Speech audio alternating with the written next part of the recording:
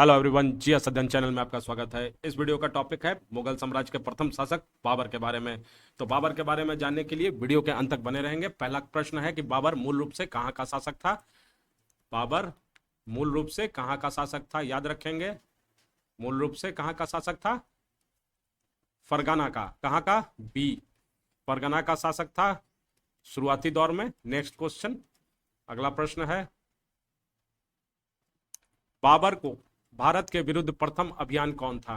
ध्यान देंगे कि पानीपत का प्रथम युद्ध के पहले भी बाबर ने पांच बार भारत पर आक्रमण किया था, परंतु सफलता उतनी नहीं मिली थी। तो प्रथम अभियान जो था वो यूसुफजाई जाति के विरुद्ध था। D is the right answer. Next question, अगला प्रश्न देखते हैं कि बाबर को भारत पर आक्रमण करने का निमंत्रण किसने दिया था। ध्यान देंगे, दौलत खान लोधी, राणा सांगा, आलम खां या उपरोक्त सभी। तो सही जवाब है डी, उपरोक्त सभी। कौन कौन दिया था, दौलत खान लोधी, ये पंजाब का शासक था, पंजाब का शासक। राणा सांगा मेवाड़ का शासक, कहाँ का, ध्यान देंगे, मेवाड़ का शासक। और आलम खां ये इब्राहिम लोधी का चाचा था। क्या था, इब्राहिम लोधी का चाचा था। तो D is the right answer. सभी ने आक्रमण करने के लिए भारत पर बाबर को निमंत्रण भेजा था। बाबर ने सर्वप्रथम गाजी की उपाधि, ध्यान देंगे, गाजी की उपाधि किस युद्ध के जीत के बाद धारण की थी। गाजी की उपाधि धारण की थी खानवा के युद्ध के बाद। C is the right answer. Next question, अगला प्रश्न है, 1526 ईस्वी में बाबर ने किस वंश के शासक को परास्त कर मुगल साम्राज्य की नींव डाली थी। तो भारत में मुगल साम्राज्य की नींव किस शासक को परास्त कर की थी। तो लोधी वंश के अंतिम शासक इब्राहिम लोधी को ध्यान देंगे, राइट आंसर सी। अगला प्रश्न, पानीपत का प्रथम युद्ध कब हुआ था। ये बहुत इंपॉर्टेंट क्वेश्चन है, ये हमेशा प्रश्न आता है, वीवीआई है, वेरी वेरी इंपॉर्टेंट।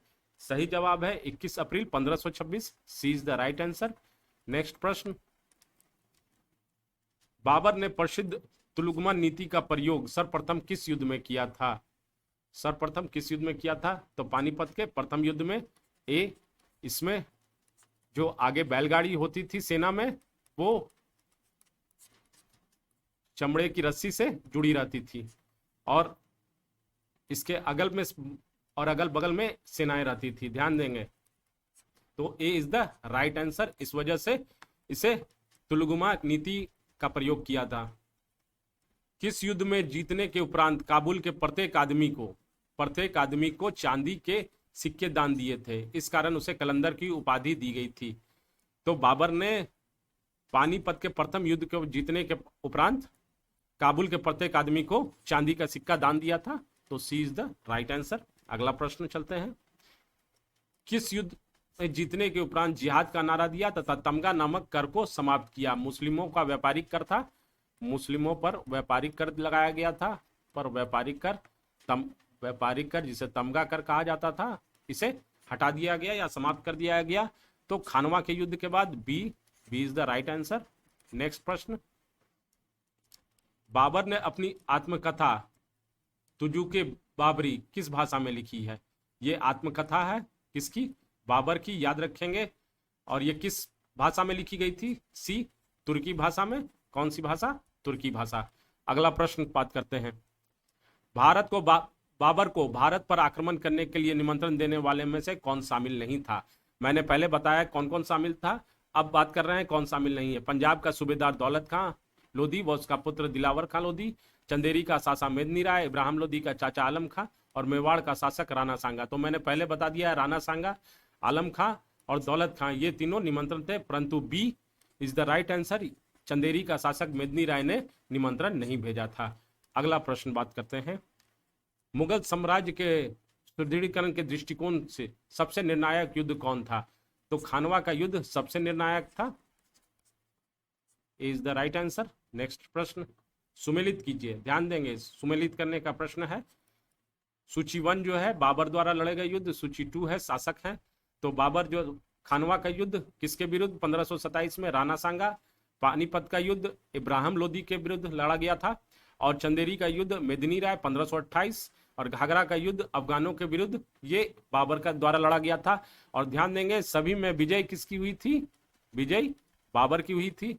तो सूची 1 और सूची 2 सभी सुमेलित हैं, सुमेलित हैं। इसको ध्यान देंगे, नोट कर लेंगे, परीक्षा के दृष्टिकोण से बहुत इंपॉर्टेंट है, ये प्रश्न आता ही है, वेरी वेरी इंपॉर्टेंट। अगला प्रश्न बात करते हैं, क्वेश्चन नंबर 14, निम्नलिखित में कौन सी बाबर की आत्मकथा है?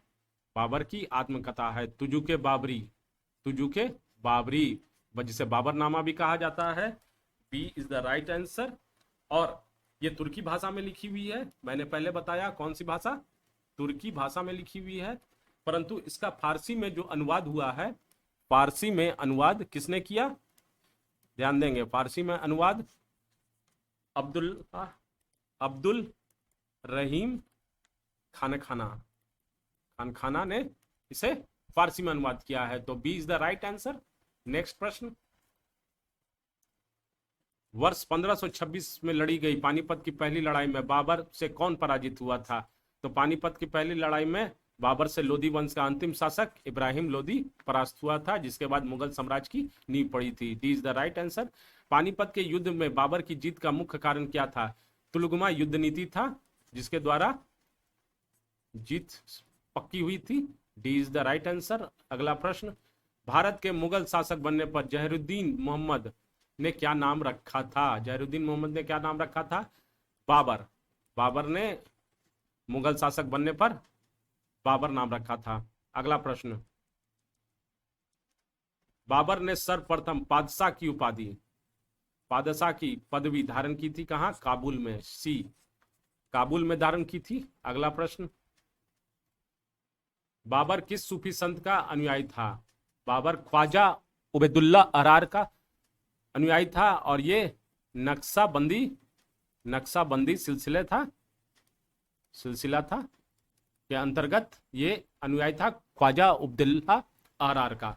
लास्ट प्रश्न है, बाबर की मृत्यु कब और कहां हुई थी? कब और कहां हुई थी?